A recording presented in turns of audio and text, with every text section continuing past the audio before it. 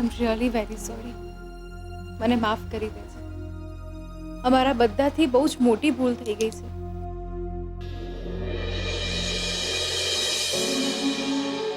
લક્ષ્મી બેટા, બેનબા, અમને ખબર પડી કે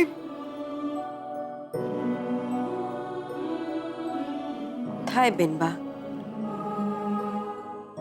લક્ષ્મી બેટા, અમે બધા તારી માફી માંગીએ છીએ. નહીં દાદીજી, ખોટો રિપોર્ટ આવે તો કોઈને પણ ગુસ્સો આવે ને. અરે પણ આ ખોટો રિપોર્ટ છે, તને ખબર હતી એમ છતાં પણ તે એવું કેમ કહ્યું કે તમારા બંનેથી ભૂલ થઈ ગઈ છે? દિયોર, તમે બધા તો મળીને મને ફરી વળ્યા, એટલે મને બચાવવા માટે.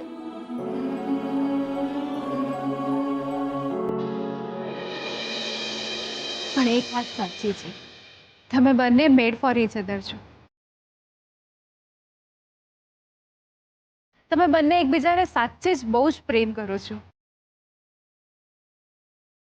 એકબીજાના સુખેથી તો ઘણા બધા સુખી થઈ જતા હોય છે જીગરા, પણ દુઃખ અને તકલીફમાં સાથ આપે એ જ સાચો પ્રેમ કહેવાય.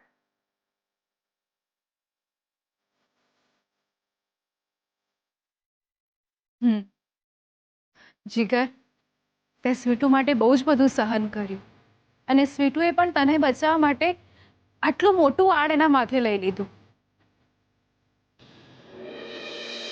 જીગર, સ્વીટુ મારી બેન છે, મારી બેનને સાચવજે.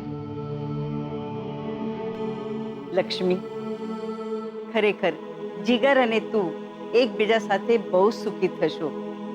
અરે, બીજો આવો છોકરો ક્યાંય નહીં મળે.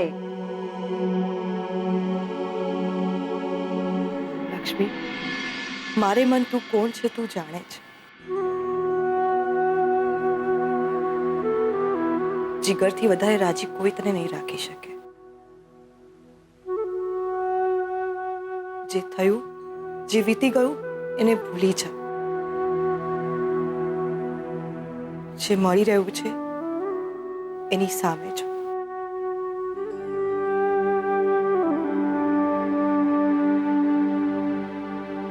શોધન, ક્યાં રહી ગયો હતો તું?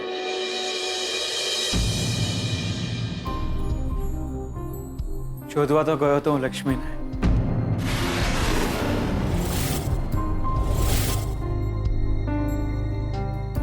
પણ એ મળી ગયા જીગરને.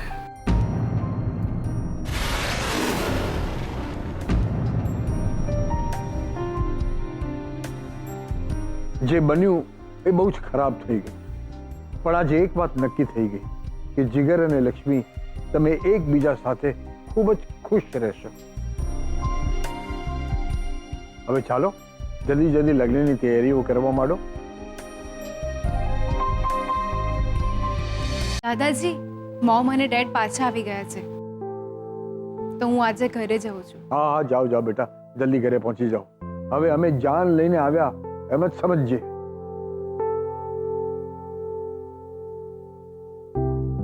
સ્વીટુ, હવે તો મારા લગ્ન કરતા તારા અને જીગરના લગ્નની ઉતાવળ વધારે છે મને.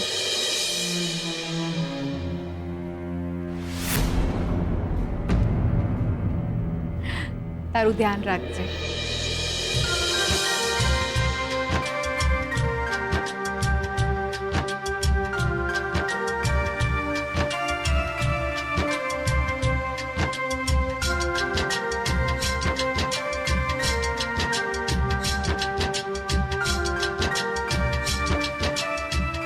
હું જાઉં? હું તને ડ્રોપ કરી દઉં. ના ના, હું કાર લઈને આવું છું.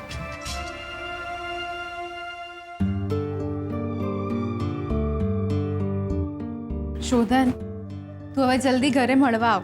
મમ્મા અને ડેડ તને યાદ કરે છે. જી. અરે, મંગળસૂત્ર.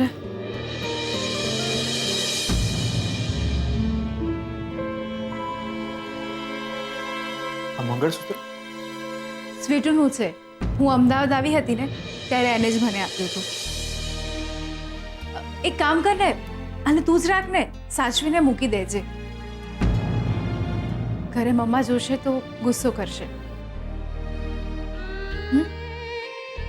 ચલ બાય, હું નીકળું છું. યા ઘરે જઈને ફોન કરું. ઠીક છે? બેઠો. તમે રીતો તમારું સૌભાગ્ય ચીને મારી પાસે રહે એટલા માટે તમે તમારું મંગળસૂત્ર મારી પાસે મૂકી.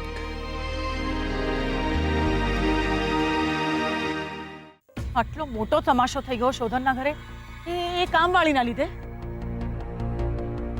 સાચું કહું ને તો મને તો એ જ નથી સમજાતું કે શોધનનું ઘર છે કે પછી નાટક મંડળી.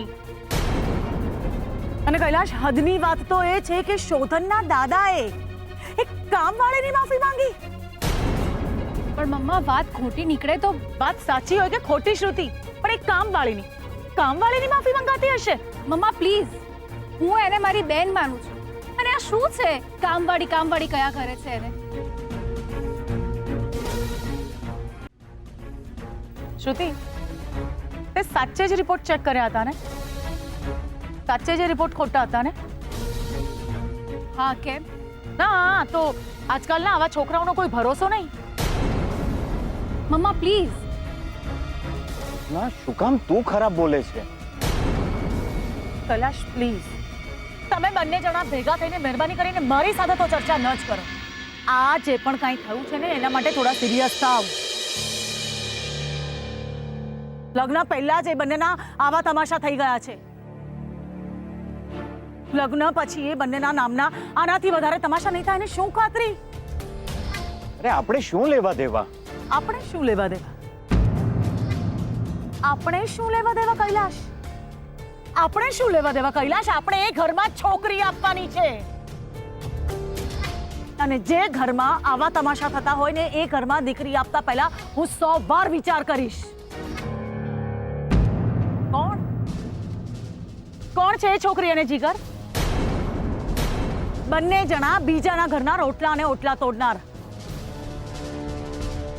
એ બંને જણને લગ્ન કરવા હોય તો કરે, છોકરાઓ કરવા હોય તો કરે, પણ પોતાના ઘરે જઈને. મમ્મા તું શ્રુતિ, બેટા તું 2 દિવસ રોકાઈને શોધનના ઘરે હા. ફિલ્મ જોવા ગઈ હતી? ના ડિનર પર તો ગઈ હઈશ ને? મમ્મા કેવી વાત કરે છે તું? ઘરમાં આટલા ટેન્શન ચાલતા હોય ને અમે એ જ શ્રુતિ, હું તને આ જ સમજાવવાનો પ્રયત્ન કરી રહી છું. સમજાય છે તને? તારી ખુશીઓની આડે આવ્યું કોણ? એ છોકરી.